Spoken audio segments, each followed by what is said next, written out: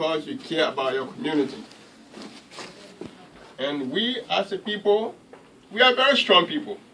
History has shown that we are very powerful people, from Mansa Musa all the way. And that strength is still in us. We've gone through the war in Liberia. And every one of us know what we did. The war affected us in a negative way, but I think we are in the process of bouncing back as a people, as a community. And the whole nation is bouncing back little by little. You know, my motivation for writing, I've said it before, is because I feel our story, if we don't write it, it's going to write it, may not write it to our liking. Back in the day, when the war started in Nvasekie Konneh, since we didn't have any representation in the Liberian media, the way things were being portrayed, instead of us being sympathized with, were held in contempt. Whether it was Daily Observer or any other newspaper at the time, a headline would come out to say, Madingo people are fleeing the country, Madingo people are leaving. But the paper didn't write the story as if to say Madingo people were being hunted for, or they were being killed here and there. You know, and I wrote an article which basically was like, it was a protest letter to Daily Observer, that you have read most of your headline, which is basically humiliating our people that are fleeing from the war. You are not giving a side of the situation that will make anyone to sympathize with us. Because if you are being attacked on the basis of tribe or religion anywhere, that's a tribe of religious discrimination. And for the people to report otherwise is biasness. But again, most of our people could not write. I wrote a protest letter against Daily Observer, but unfortunately it was not published. Church people used to be publishing another paper at the time called the Daily Standard. It was very, very, you know, categorically humiliating of our people. It was not showing any interest that would make anyone to sympathize with the situation we found ourselves in. I sent a copy of that, you know, letter to Daily Standard. They didn't publish it. And I said, okay, we got to write a story someday. So I spent my time in Cote d'Ivoire, Abidjan to be specific. I came back in 1992. So it was during that time I started contributing an article to Monrovia Daily News and the art newspaper in Cairo, New Democrat. I did not work fully as a writer. I was going to school, working at a clinic as a registrar, but I was a freelance writer. And I think we contributed a lot to creating awareness about our people through the pages of those newspapers. And we continue it today. When I had the opportunity of coming to America in 1995, I said I was going to write a book when I get there. Actually, this book here, the original manuscript, was written in Liberia. But you know, when you live in Liberia, to get support for things is difficult. So if I had gotten the support, this book would have been written, it would have been published back in 1994. Even before the first one? Yeah. It was supposed to have been in 1994. But we didn't, you know, we did all the publicity, but there's no help. And maybe God said, you know, I was going to come here. So coming here was not a bad idea. It was not bad. It was good in the sense that it expanded the scope of the book from what it would have been in 1994 to what it is today. Because since coming here, a lot of development has happened. You know, we joined the military in 1996. And as everyone knows, like Isa, you know, anyone, I used to live here. When I first came, I used to live in Harlem. From Harlem, I moved to the Bronx. Then later on, when I joined the military, I was in New Jersey, from Jersey to Philadelphia, from Philadelphia to Norfolk, Virginia. You know, then after my military service in 2005, I decided to go back to Philly because I already bought a property there to live there. So basically, we are motivated to tell the story because if you read the history of our people, not just the entire West Africa, but our own region, our contribution is so vast. But unfortunately, even we ourselves are ignorant of our own contribution to Liberia. And one thing I want to mention here, I know time is fast spent. You know, people don't know the difference between heritage and nationality. So it's like, before people started reading the book to understand, a lot of people have issue with this, you know, from Bela to Saklipi. People call out foreigner. How are you going to say from Bela to Saklipi? And I'm like, okay, your heritage is important. We did not germinate in Liberia. Neither did we fell from the sky, right? Everyone came from somewhere.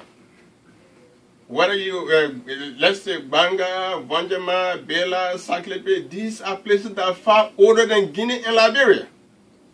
Guinea is a creation of the French people.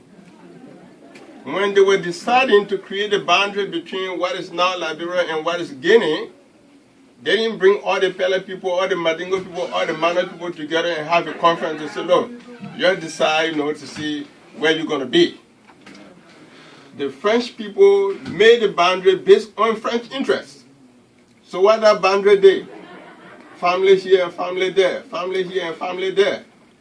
So we have a situation in Liberia now.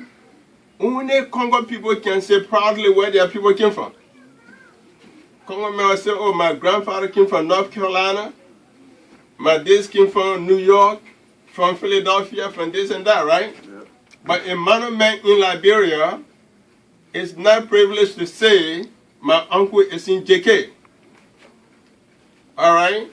A crown man whose nation was also divided, half remain in Cote d'Ivoire, some remain in Liberia, is not, you know, or does not have the courage to say, I'm going to visit my uncle in Cote d'Ivoire.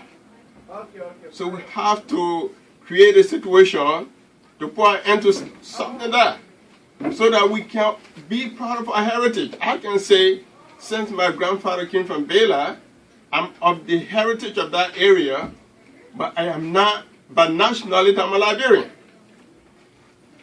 By nationality, I'm a Liberian, but my grandfather came from Bela. At the time my grandfather came from Bela, the concept of Guinea was not developed as it is today. And even Liberia itself was not as it is today, because all of what we are talking about is the boundary that was created from 1900 and onward. So Liberia became independent in 1847. Berlin Conference happened in 1885. And it took more than 15 years for the concept of boundary to even sink in. So that means there is a cross-cultural, cross-boundary relationship among all tribes in Liberia. Maybe with the exception of tribes that are found in the central region. But any tribe that is border with Sierra Leone, with Guinea, with Liberia, with Ivory Coast, in the case of the Crown people, the Mandingo, the Mano, everyone has extended relatives in all these different places.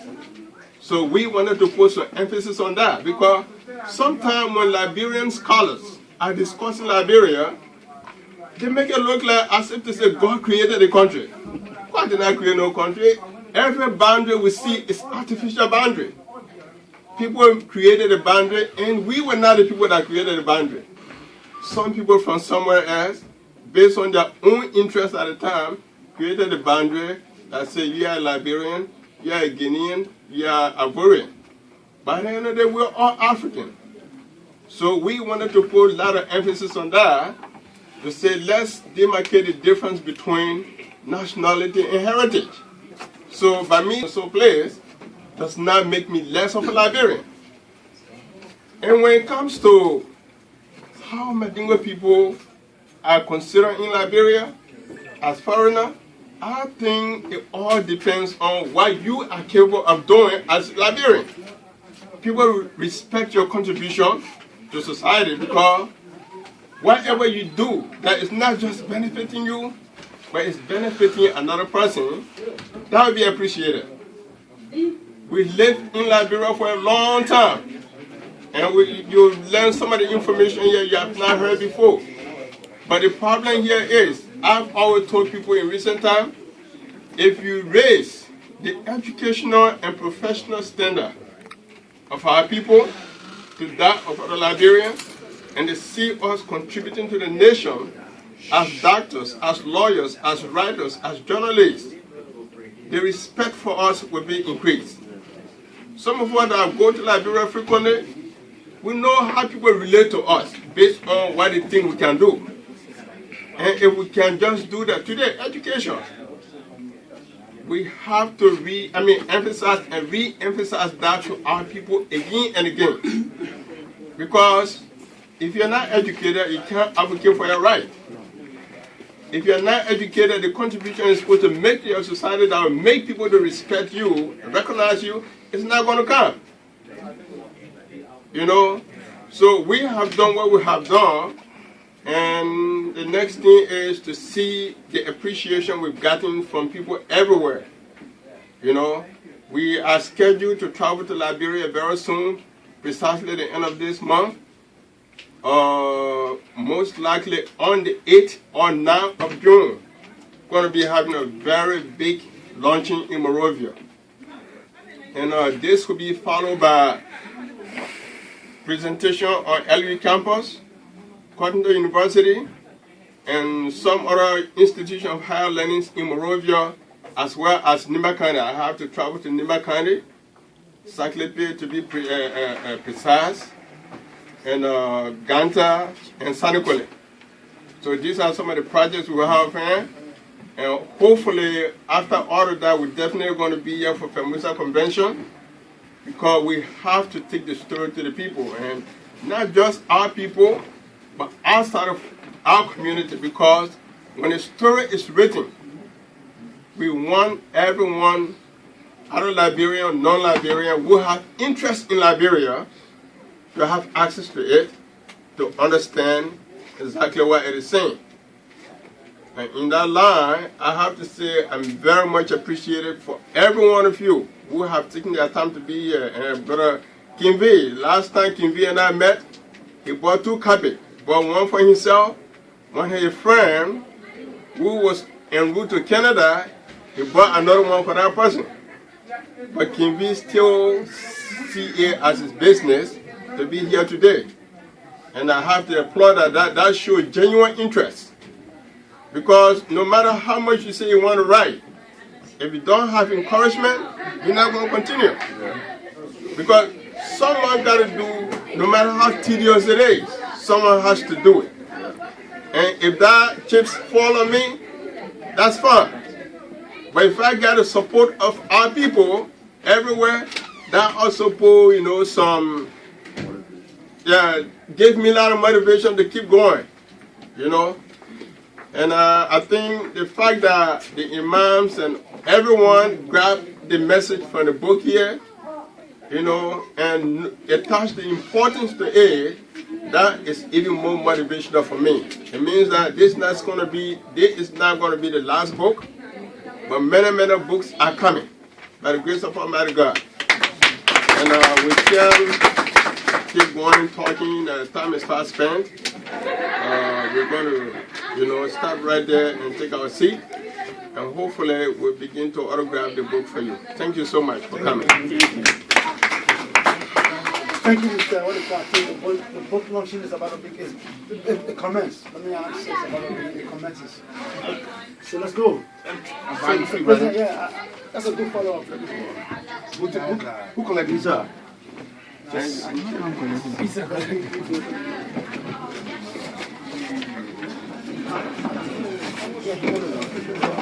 if you can just follow the plan.